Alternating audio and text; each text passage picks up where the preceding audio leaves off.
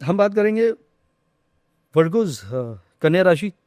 And इनको मैं जरूर टैगलाइन देता हूँ, they are the most difficult people on the planet, because Virgo में मर्क्यूरी एग्जॉल्ट होता है। एंड मर्क्यूरी जब एग्जॉल्ट हो जाता है, ये सबसे बड़ी खामी है। मैं 25 साल से एस्ट्रोलॉजी कर रहा हूँ कुणाल, जैसे ही मुझे कुंडली में दिखता है कि एग्जॉल्टेड मर्क्यूरी है, तो मैं समझ जाता हूँ इसको समझाना भाई साहब हमसे ना हो पाएगा, because they think they know it all. मुझे मत बताइए आई नो इट ऑल, तो फिर बड़ा मुश्किल है। एंड कैसे ज़िंदगी को कॉम्प्लिकेट किया जा सकता है, उसमें वो लोग पीएचडी लेके पैदा होते हैं करके। तो उनके लिए मैंने पोइट्री लिखी थी कि ज़िंदगी मुश्किल है या फिर मुश्किल में है ज़िंदगी। तो ज़िंदगी तो हम सबकी मुश्किल है भाई साहब, लेकिन वो ज़िंदगी को कैसे मुश्किल में डालना है, उसमें वो लोग डॉक्टर्स, नंबर वन। हाँ।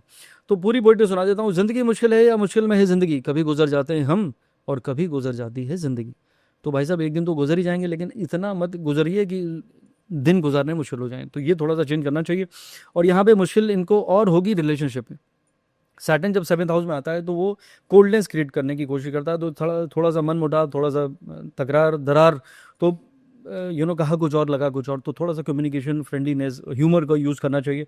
दो दे आर विटी, बट अभी यूज़ करना ज़रूरी है ये साल। और 10th हाउस में जुपिटर आया है, तो कुछ चेंज इन प्रोफेशन हो सकता है, तो उसके लिए तैयार रहिए। Otherwise mostly they will win over their competitors and enemies.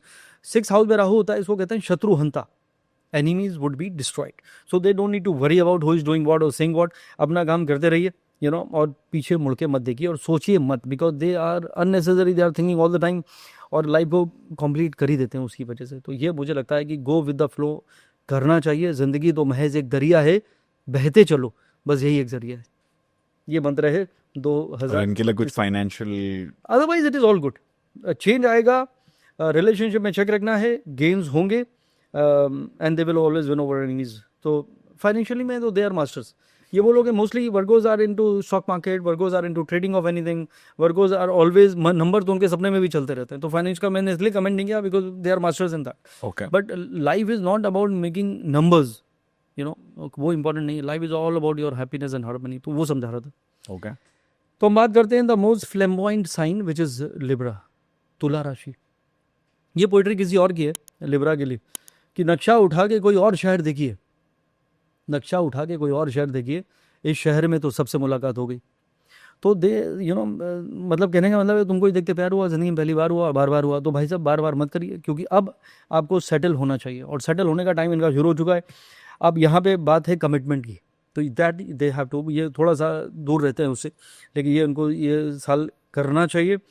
कोई आपको ब्लेम ना करे, तो किसी भी झमेले में पड़ने से बचना चाहिए। That is very important, precaution is better than cure. And rest, I think it is more और less, it will be all good.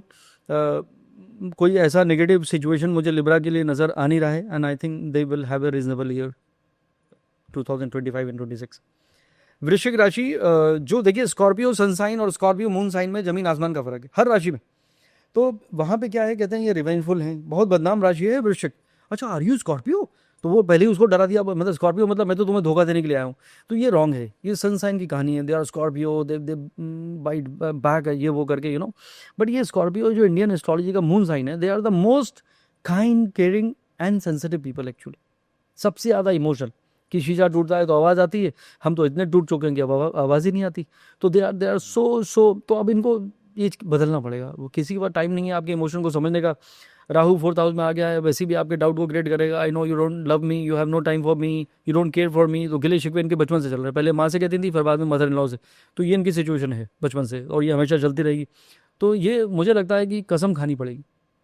Only when you will take a vow कि I need to change that, I need to work on my emotion, then only thing will change. नहीं तो calendar बदलते जाएंगे, साल बदलता जाएगा, कुछ होगा नहीं, सब कुछ वैसे ही रहेगा। ओके। तो ये थोड़ा सा एक चेंज इनको लाना चाहिए। Live in the moment, this is what I believe in.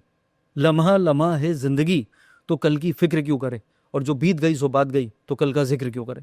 तो ये अगर ये पोइट्री अगर वो इंकलकेट कर लेते अपने लाइफ से, it will be a very good idea. और आई थिंक मुझे लगता है कि यहाँ पे Jupiter will help them to learn more. 8th house में इज ऑल अबाउट, जो मैंने कहा कि नॉलेज, वेल्थ ऑफ नॉलेज और ट्रेजर ऑफ नॉलेज, ये उनके लिए एक अच्छा साल जाएगा। चेंज आएगा because of the transition of Rahu in Ketu में डिस्प्लेस देम ऑल्सो। वृषभ के लिए भी था और वृश्चिक के लिए भी है। तो डिस्प्लेसमेंट होगा, सिटी बदलेगी कि कंट्री बदलेगी कि जॉब बदलेगा कि घर बदलेगा, लेकिन बहुत सारे वृश्चिक राशि की ज़िंदगी में एक चेंज आने वाला है। शादी करना चाहते हैं तो ये अक्टूबर से नवंबर में जो गुरु का ट्रांजिशन चेंज होगा तब होगी, नहीं तो फिर 2 जून के बाद जब अगली बार हम लोग मिलेंगे तब हम उनकी शादी कराएंगे, तो तब तक इंतज़ार। अगली राशि है धनु राशि यानी Sagittarius, and they are the most focus people on the planet, because उनका सिंबल भी वही है, बो एंड एरो। तो उनको मालूम है कि मछली कहाँ है और तीर कहाँ चलाना है, उसकी आंख दिखती है उनको। तो ये that is they are known for that, for their focus. और Guru is a ruler, Guru is a planet of wisdom and knowledge, so they are the most spiritual people and that is the reason वो कहीं फंसते नहीं है, और ये उनकी बहुत अच्छी बात है।